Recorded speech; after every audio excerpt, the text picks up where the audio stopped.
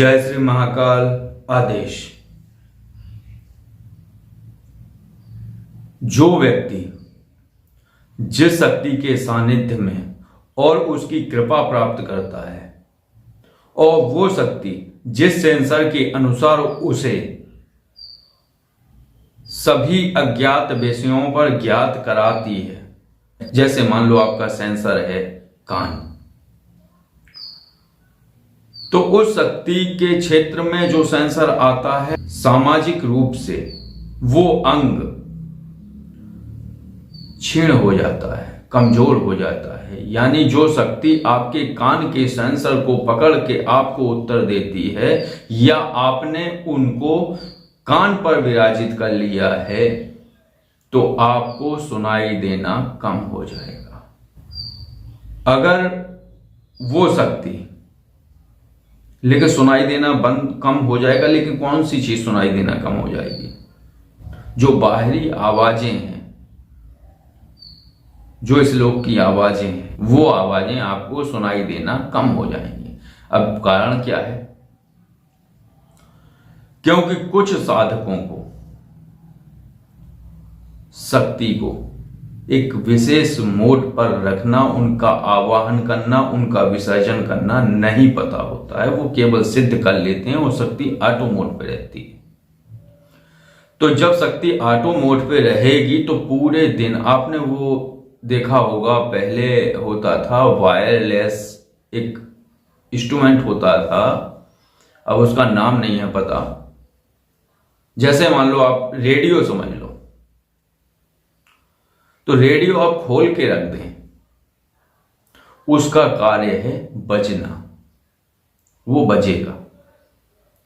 अब आप उससे कोई विशेष स्टेशन अगर आप लगाएंगे तब आप अपने मन मुताबिक सुन पाएंगे, नहीं तो वो ऑटो मोड पे बजता रहेगा जब तक आप उसे बंद नहीं करेंगे। तो यही कारण होता है कि साधक ना आवाहन जानते हैं और ना विसर्जन जानते हैं। तो जो गुरु सिखा रहे हैं, तो या तो साधकों की गलती है कि साधक उनसे प्रश्न करें कि मैं आवाहन कैसे करूं और विसर्जन कैसे करूं। मैंने अपना प्रश्न पूछ लिया है, अब शक्ति को क्यों परेशान करें। लेकिन शक्ति ऑटो मोड पर रहती है, वो साधक उनका विसर्जन नहीं करता, उनको नहीं भेजता वापस, तो वो वहीं बैठी रहती हैं। और जब वो वहीं बैठी रहती हैं तो पूरे दिन और पूरी रात उसके सेंसर में जो वो पकड़ता है, या ध्वनि पकड़ता है, या विचार पकड़ता है, या वो शब्द पकड़ता है जो वो खुद समझ सकता है, तो वो पूरे दिन सुनता है, पूरी रात सुनता है। फिर एक ऐसी स्थिति आती है कि वो अपने आप का बचाव हेतु उसका शरीर या वो स्वयं आवाजों की तरफ से पूर्णतः विमुख हो जाता है, मुड़ जाता है, वो कोई आवाज नहीं सुनता है। तो कारण यह है कि वो सेंसर डाउन नहीं होता है, वो सुनना ही बंद कर देता है। यानी दिमाग और कान का कनेक्शन कट कर देना। ये कौन करता है? ये शरीर करता है, और यह वो स्वयं करता है। आखिर कब तक सुने वो?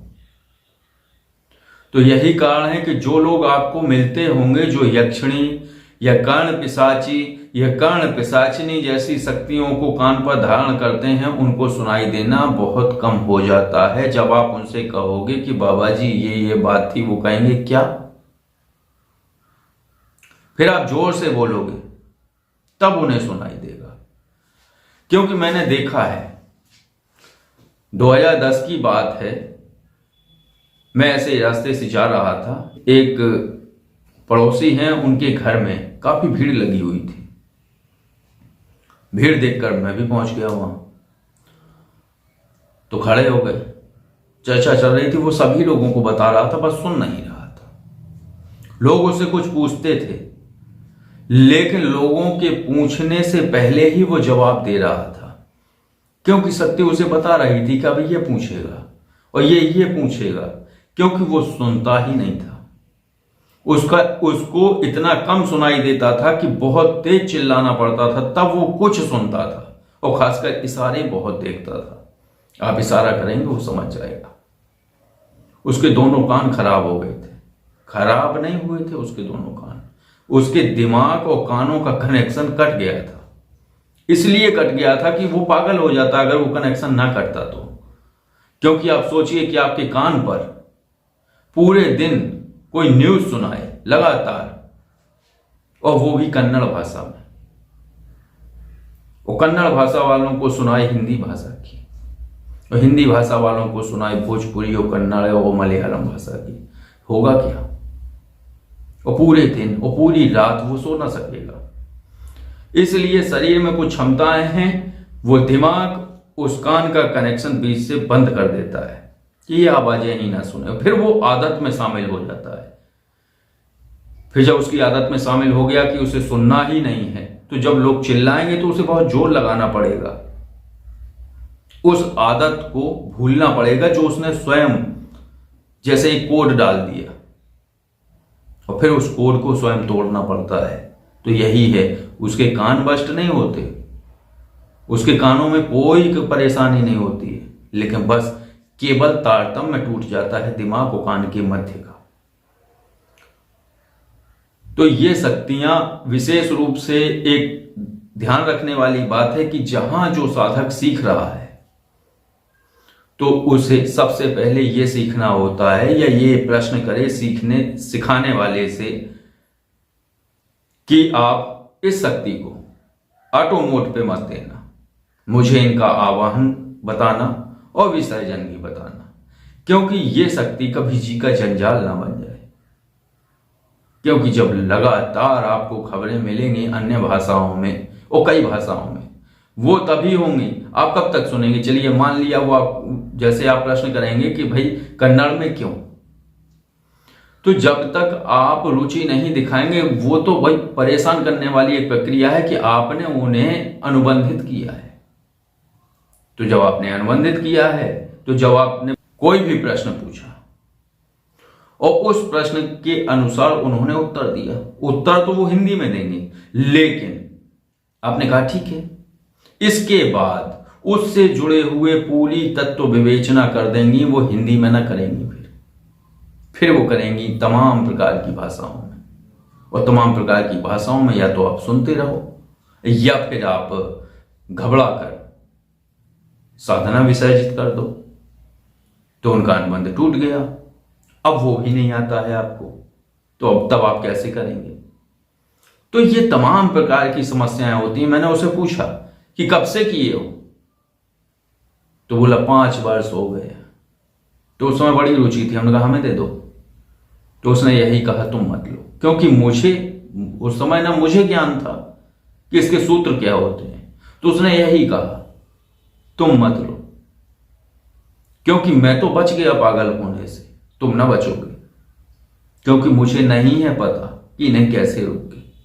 और मैंने कहा तो उन्हीं से पूछ लो। तो बोला ये भी अनुबंध है कि मैं उनसे संबंधित कोई प्रश्न नहीं पूछ सकता, ना उनके आवाहन का, ना उनके विसर्जन का, ना अन्य किसी शक्ति का, ना मैं मंत्र पूछ सकता हूं, ना मैं मार्गदर्शन ले सकता हूं। मैं केवल भौतिक चीजों के विषय में जान सकता हूं इनके द्वारा, किसी आध्यात्मिक विषय में जान ही नहीं सकता, ये बताएंगे ही नहीं, ये अनुबंधित है। पहले से तय हो गया था जब साधना हुई थी। बड़ी विकट परिस्थितियां हैं। तो कहीं भी आप सीखें और सीखने की कोशिश करें अकेले, पुस्तकों से या किसी भी चीज से, तो ये ध्यान रखें कि वो सिद्धि ही रहे, आपका जी का जंजाल ना बन जाए। अगर ये जी का जंजाल बन गया तो आज बहुत कम लोग हैं ऐसे जो उसे ठीक कर पाएंगे या उसे विसर्जित करा पाएंगे, क्योंकि भ्रमित करने वाले और तमाम प्रकार के ज्ञान देने वाले या उसमें कई प्रकार की नुक्स निकालने वाले कई लोग मिल जाएंगे, लेकिन सही तरीके से आपको सूत्र कोई नहीं बताएगा। इसलिए पुस्तकों से, और एक वो कहा जाता है कि पानी पीजिए छान कर और गुरु बनाइए जानकर। इसीलिए कहा जाता है। अब पता नहीं क्या क्या कहा जाता है, इसका पूरा सही याद नहीं आ रहा है कि गुरु बनाइए छान कर और पानी पीजिए जानकर, ऐसा है। लेकिन आप समझ गए होंगे कि मैं क्या क्या कहना चाहता हूं कि गुरु को पहले या मार्गदर्शक को पहले पूरा मांझ लो, पूरा समझ लो, उसके बैकग्राउंड को समझ लो कि उसने कैसे किसको क्या कराया और कितना सफल रहा। ऐसा ना हो कि मुझे फंसा दे।